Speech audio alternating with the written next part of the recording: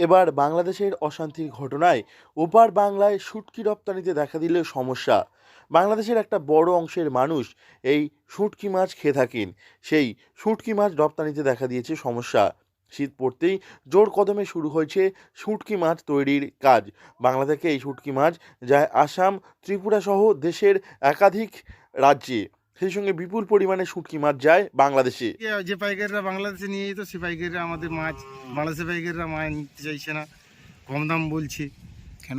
সেটা ওই বাংলাদেশের ওই যে অদ্ভুত পরিস্থিতি তার কারণে কিন্তু মাছ আমরা যে কাঁচা মাছ কিনে ফেলেছি অনেক দামে, বাজার পরস্পর যে দামে বিক্রি হতো তার সেরকম দামে কিনেছি, কিন্তু এখন বাংলাদেশের ওই অদ্ভুত পরিস্থিতির উপরে তার কারণে হোক বা অন্য কোনো কারণ বা তারা সুযোগ নিচ্ছে হোক, অনেক কম দাম বলছে, এর কারণে আমরা খুব ক্ষতির শিকার হচ্ছি।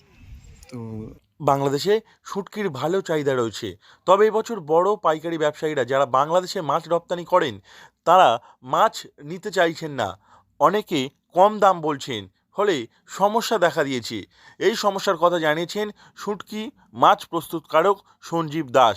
বছরের এই কয়েকটা মাস এই শুটকি প্রস্তুত করা হয়, সেখানে দাম কম পেলে মৎস্যজীবীরা ক্ষতির মুখে পড়তে পারে বলে জানিয়েছে অপর এক মৎস্যজীবী অমিয় দাস। বোমলা ধরো 7 কিলো মাছ শুকনো করলে 1 কিলো পাওয়া যাবে, আর যেটা রুলি মাছ সেটা 3.5 কিলো 4 কিলো চলে যায়, 4.5 কিলোতে 1 কিলো আসে। কোন কোন মাসে করেন? এটা কার্তিক, অঘ্রান, পৌষ, মাঘ, এই 4 মাস। আগে করতে পারেন না, পারেন না? না, আগে সম্ভব না, শুটকি তৈরি করা বর্ষা থাকে বা গরম থাকে, গরমে শুটকি তৈরি করা যায় না। আর শীতকালে এটাই বেস্ট। আমাদের 30 জন 40 জন করে একটা ফার্মে আছে। এই শুঁটকি মাছ বিক্রি করে অনেক পরিবারের সংসার চলে যায়। সেখানে এবছরের পরিস্থিতি খুব একটা ভালো নয় বলে আশঙ্কা করেছেন অনেক মৎস্যজীবী। এমনিতেই এবছর সামুদ্রিক মাছের সংকট রয়েছে, ফলে শুঁটকি মাছ তৈরিতে সমস্যা হচ্ছে।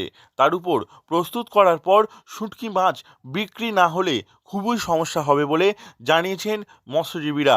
বাংলাদেশের অশান্তির ঘটনায় ওপার বাংলায় শুটকি রপ্তানিতে দেখা দিয়েছে সমস্যা।